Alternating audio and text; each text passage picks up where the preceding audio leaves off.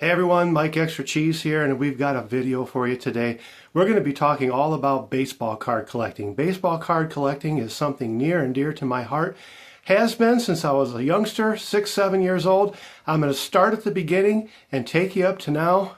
Please stay tuned. Please watch this video. If you love baseball card collecting for what it is, collecting baseball cards, not talking about the great aspect of it having such monetary value. I'm talking about going back to when you loved collecting and still do love collecting baseball cards because you love baseball cards, and this is the video for you.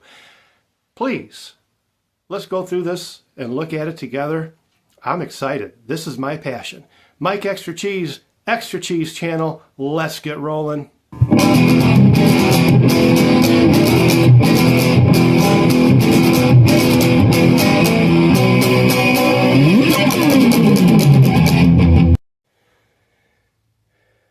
Now the first one I'm going to show you is one from my earliest childhood memories. I have to tell you about this card here. This is a Star Wars card from 1977 when it was released. And the way this was issued and the way I found it, now this is not one that I have owned. I stumbled across this later in life, and I had to pick it up because it reminded me of really the card that started it all, or the card set that started it all. These were released in the bread called Wonder Bread. They'd be in the bottom of the package, pretty much face up like it is. You could actually see the card that was in the bottom. Sometimes it was face down. You had to kind of guess what you were going to get. For the most part, they were all face up, just like this, and you could see what card it is you were going to get. So I would bring a loaf of bread to my mom or dad and say, this is the one that I want because I wanted the card. Now, I'm probably, in 77, I'm 8 years old. So I'll just start it there. I'm sure my collecting started before 8 years old, but to really trace it back to a specific card or a moment or event, this is it. This is the one. Star Wars, which was then followed by Close Encounters of the Third Kind cards as well. They released those in Wonder Bread as well. This is one of the cards that started it for me, the Tusken Raiders card, and they had so many. You know, you can actually look this up. I know I don't have to prompt you to do that because you're going to do it anyway. You can look this type of a thing up too on the internet, and I'm sure the whole set is available to view. But for me, this is where it started. And I remember when I would take the card out of the bread, and it would have that yeasty Wonder Bread smell about it. And that, for a kid, is just something that stimulates the senses, and it made you want to go back to get more and collect more cards. Now, I believe that you are either born a collector or you're not, and this was the flame, or no, back up, this was the spark that ignited the flame. I'm going to turn it over, and we're going to, just so you can see what it looks like, and just to read it. So, very simple. Tusken Raiders, or Sand People, the vicious desert bandits who attacked local settlers, wear heavy clothing to protect themselves from Tatooine's twin suns. Now, this would have been card number 11, I would imagine. It probably was issued as well by 20th Century Fox Film Corporation, just as the card says, now that I see it. And I wouldn't have looked at this as a kid. I would have just been interested in getting the cards. But this is where it all started for me. Simple little things like this. And I had to collect them all. I can't tell you how far I got in the collection. I remember I had it through my teenage years, went through the life stuff in your adult years, and I have no idea what happened to these cards. Just like so many other people's stories, mine were all lost somewhere along the way as well.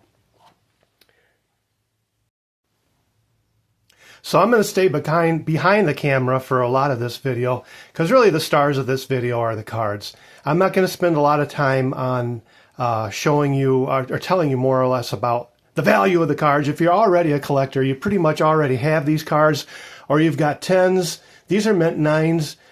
For me, Shohei Ohtani is one of the beasts of baseball. He is a freak of nature along with Aaron Judge. When he first came out in 2018, I thought the press, it was all hype. There's no way that anybody could be, quote unquote, the next Babe Ruth. I wasn't buying into it. There's only one Babe Ruth, and Babe Ruth is Babe Ruth. And he's still the benchmark to which every player is compared to. But the fact of what this man has done with both pitching and hitting, and consistently, one in the American League, one in the National League, I am convinced I am convinced that there will never be another player like Shohei Ohtani. I won't even call him a generational player. I'm going to say he's just, like I said, he's a freak of nature. I've never seen anything like this. What he did in the World Series, and I'm sorry I've got the camera on a tripod, and I'm moving around on the floor and I'm shaking it. Sorry about that. What he did in the World Series, I've never seen before in my life. How he came back as a pitcher and a hitter. Basically, he single-handedly won a game for the team. I've never seen anything like it. Shohei Ohtani, he's one of my favorite players to collect. Now, that's me moving everything around. I will do better as the video goes forward. But, we're just having fun here. This isn't rocket science. This is YouTube, and this is for fun, and that's what I'm having right now. I'm having fun. So here are my 2018 Topps update, Shohei Ohtani's, both mint 9. I'm going to tell you how I acquired these cards. I spent money on them, and I didn't spend money on them. I have been a contributor to Fanatics Collect auction for many years now, and what I do is I'll send raw cards in. I'll have them graded by the card grading agency of my choice, and I will have them put up for auction. Then the money goes into my own account, and I use that money to buy cards. And these are two of the cards that I bought last year, well under market value for what they're worth today. And man, was I glad I did, because I just knew they were so undervalued for what this guy is capable of doing and was doing, and that if I didn't jump on them for the prices I got, and I'll just say they were both well under $100, and they're well over $100 now. And I got a real good deal on these, and I'm so glad that I picked these up. These are two of my Shohei Ohtanis. I have another one coming. I put one out to PSA just recently. They are going to be grading it. It is a 2018 Bowman. It's not the chrome. It's the paper copy. But I remember to this day buying cards in 2018, hoping that I would get Shohei Ohtani's, and I did. I got out of that Bowman box anyway. I got the paper. It went right from the box to my binder, my plastic pages, and now it's a PSA for grading. I hope to at least get a 9 out of it. If I'll be happy with a 9. If I get a 10, lucky me. But a 9 is fine. Now here's my favorite current player to collect, has been since he came out. I'm talking about Mike Trout. Look, I just got these two examples, both mint 9, both 2013 second year Mike Trouts. Folks, if you have not jumped on the Mike Trout collecting wagon yet, please do so. I picked both of these copies up for under $20. To give you a little bit of perspective, if you're not already aware, if I was to take one of these raw cards, like I do have, out of my binder, send it in to PSA, the grading alone to encapsulate it is going to cost me $32, okay? Throw in shipping and handling there and back, you're talking a $50 investment to get a raw card graded. That's just the way it is today. My philosophy on that, if you've got a card that's worth over $100, send it in, get it done. These cards are not. These are second year Mike Trout baseball cards. My point being, get online, go to your favorite hobby store, do whatever you do when you're collecting your cards, and get these now. Get these now. These have his rookie cup on them, very desirable to collectors like me. All of us top collectors love the baseball card that got the rookie cup on them. That just signifies that this is really the first big year that this card is being issued. He's already got a full season under his belt. This is it. This is Mike Trout's second year baseball card at a fraction of the cost for his rookie card, which I do not own. I got in a little too late. We're talking months. I didn't get those 2011 top updates out of there, 2012s. I wasn't fortunate enough to pull those out of there. But Mike Trout, one of my favorite to collect. I have one more I want to show you. Now here's another one for your consideration. This is another undervalued card. I got this at a fraction of the cost too, and like I said, I'm trying to keep away from the monetary thing. When you're spending money out of your pocket for these, you want to be really careful about what your budgets are. Mike Trout, I consider this, it's not even his first full season, but this is a Topps Chrome, graded 9, and I got this at a really good price. Folks, I'm telling you, if you haven't done this yet, Go get your Mike Trout graded cards. Now is the time to do it. People aren't paying attention right now. They're looking at all the big swingers. They're looking at Aaron Judge. They're looking at Shohei Ohtani. You know, they're looking at the young prospects that are coming up. They're not paying attention to Mike Trout right now. The time's going to come when you're going to wish you would have paid attention to Mike Trout and bought these graded cards. Like I said, it costs $32 just to get these graded as it is by PSA. Doesn't matter what grade, it's all the same cost, as most of you collectors know. Don't forget about Mike Trout. No one's thinking about him right now, which is the best time to be buying them. This is the time to get your graded Mike Trout cards. Mike Trout will be for sure in the Hall of Fame, first ballot.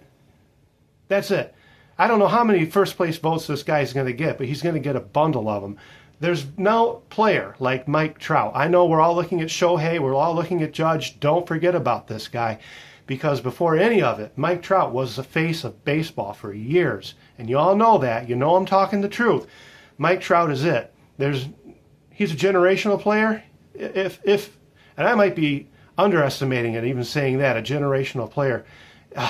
I can't say enough great things about this guy. His WAR, wins above replacement, is, I think, the highest among all active players right now. He's probably going to retire out of baseball with it being one of the highest out of all of them. I mean, my gosh, his wins above replacement is close to 90. 90? I don't know. It's just crazy. It's just this insane number. Look it up. It's unbelievable. Mike Trout.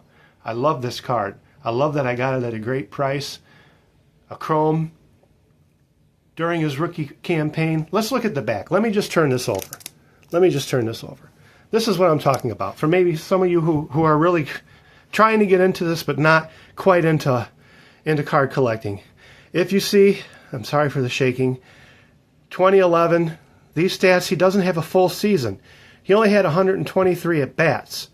This is what I'm talking about. It's not really his pre-rookie card. Now let me get the card I was showing you. It is a pre-rookie card, is what I said. Now this goes to the 2013. He's got a whole season under his belt. You see that? He has 559 at-bats from 2012, where this one here, his stats start at 2011. You see where I'm coming from? The only other card that predates this one that's out would be his Topps update, and with that you're talking big money. That's the premier Mike Trout baseball card. This would be right after it at a slim fraction of the price. Now, as you probably already noticed, I'm in my man room, just kind of doing this on the fly, more or less. I'm not trying to be Mr. Perfect at it. You can see my closet door in the reflection of the mirror. There's my hand. But I want to show you some of my older cards. Now, this is Ron Santo, who is, and no pun intended, my favorite Cub. I had the opportunity to meet Ron Santo several times. Again, that's going to be in my Memorabilia Mashup video. If you want more information on that, I share more details. I show you pictures. I show you autographs. Refer back to that video. But here are two of his baseball cards that I have had for quite some time. One is a mint, excellent to mint 6, and the other is an 8. It has a gum stain on it. If I was to try to get that reflected correctly in the light, you probably will see it.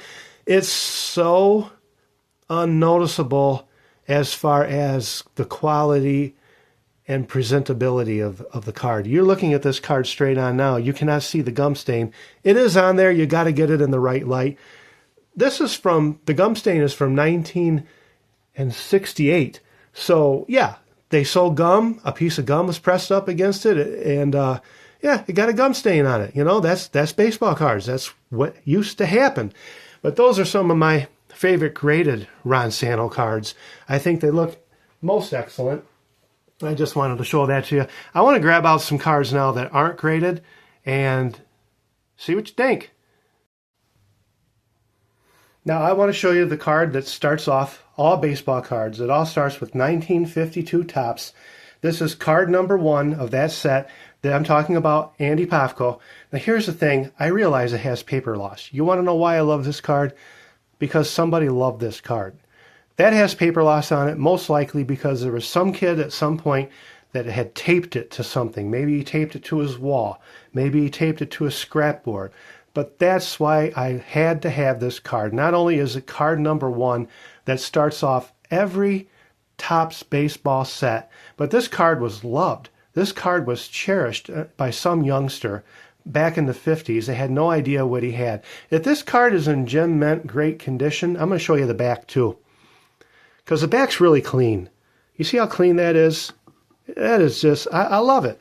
It's just a really good looking card. I get there's some discoloration, but it's red, it's vibrant, you can read it. It's just a nice looking card. I'm going to zoom in on that a little bit.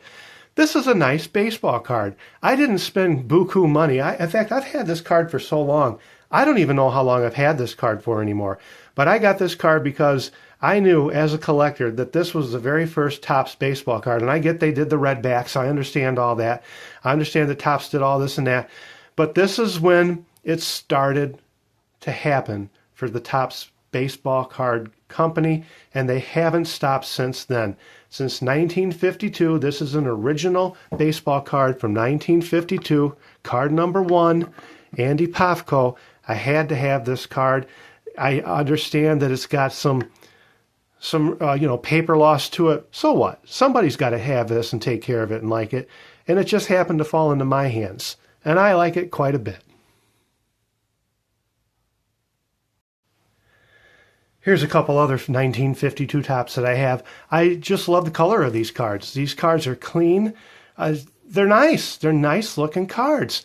John Antonelli and Del Rice. Now, if you know baseball, you know who these people are. I'm not going to get into the history of it. But wow, we're talking of the Boston Braves. That B's not for Brooklyn. That B is for Boston. Yeah, there was a team called the Boston Braves. And then we got the St. Louis Cardinals as well. I'll show you the backs of these cards just because why not? But again, notice how when Topps did things too, we're talking different types of card stock. You see how one is brighter and one is a little bit darker? And that's just because that's how the paper stock was. We just there we go. That's how the paper stock was. That's why these cards look the way they look, because that's the way they were printed. They're not error variations. They're not anything exceptional. I get that there's red back and there's white back. I get all that. I understand that. Been in the hobby long enough to know that there are variances that certain collectors look for. I get that. I'm not arguing that. I'm just saying that for the joy of baseball card collecting, just for the sport alone of baseball and the joy of collecting, I just really like these cards because they're very clean.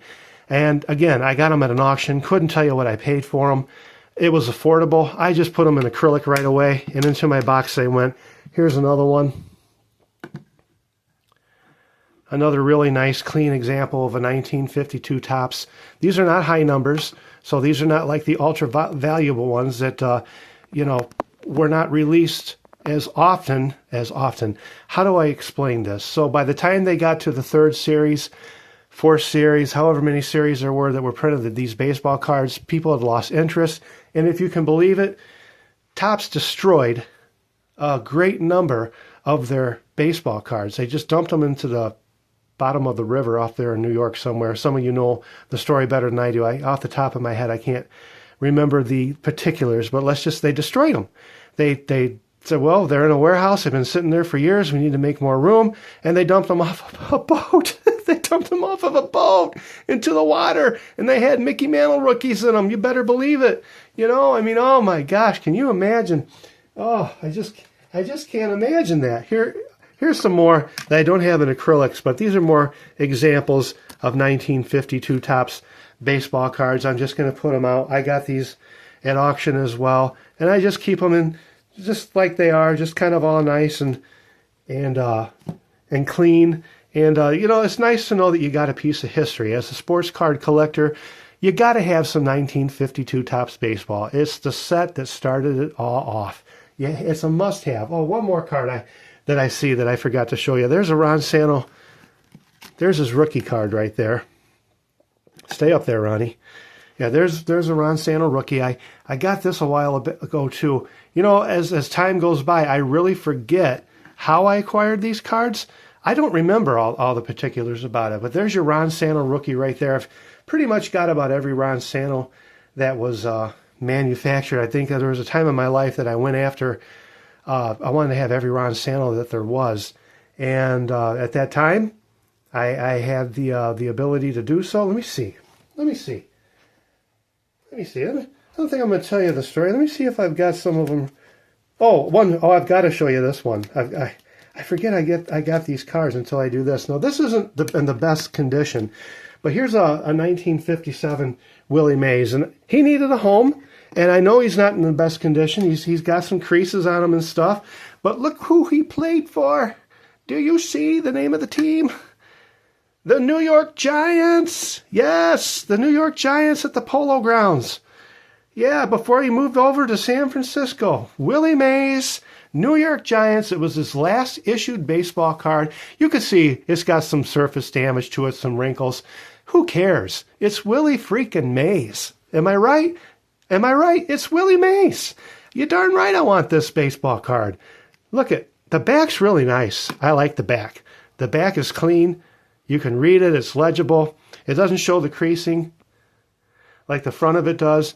And like I said, I really don't care that it has it on it anyway, because I love having this card. This is from 1957. Can you imagine being a kid in 1957, popping open baseball cards and, ripping open packs, and here's Willie Mays, I'm telling you, this is stuff dreams are made of. I know I sound weird, but if you are a collector like I am, you're liking this right now. You're liking it. We're comparing notes. We're having fun.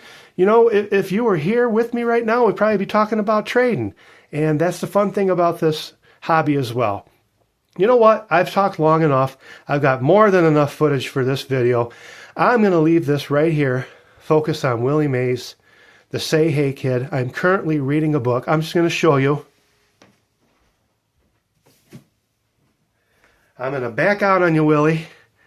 I am currently reading a book. This is the book I'm reading right now. It's called Mickey and Willie.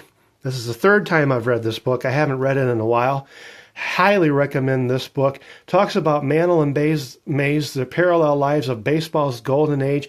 This is one of the best books I have ever read about Mickey Mantle and Willie Mays. It's just awesome. If you have not read this book, I think it was published in 2013, you've got to get this book and you've got to read it. This is a must-read for any baseball fan who loves baseball's golden age, who loves Mickey Mantle and Willie Mays. And let's just get you back here, Willie, the Say Hey Kid. I think he said it maybe one time in his life. He would go up to people. I just read this in the book. And, to kind of introduce himself or to kind of, get in there, he'd say hey. He'd be asking a question. He'd be like, say hey. And the reporters caught on to that. Say hey, I got a question. I got a question for you. Say hey. So they started calling him the Say Hey Kid. True story. I read it in the book. Some of you know better than I do. Some of you know way better than I do. Anyway, thanks for tuning into the channel. I know this has been a long video. It's my passion. I knew there's no way I was going to be able to do a 10, 15-minute video on a hobby that I have loved all my life. I'm going to leave it on Willie Mays. I cannot think of a better baseball card, honestly, to end this on than what I've showed you right now, than Willie Mays. Here, I'll tell you what. I just happened to see this laying over on the other side. It's beat to heck too. But you know what? It's Mickey freaking Mantle cut out of a cereal box, Post cereal. You see that Post cereal right there? Yeah, this was literally cut off of the back of a Post cereal box. I picked this up for a couple bucks. Let's end it on Mickey Mantle and Willie Mays. Thanks for tuning into the channel. If you haven't subscribed, why don't you think about it? I'm going to be doing this until the good Lord takes me home. Let me put it that way. Till I physically can't do it, and then I will have somebody else do it for me, and I will make sure that content keeps getting created. I love creating content on YouTube. I love sharing this kind of stuff with my YouTube audience. Thank you so much for tuning in. I hope you enjoyed this segment, and until next time, I'll see you in the next video. Have a great day.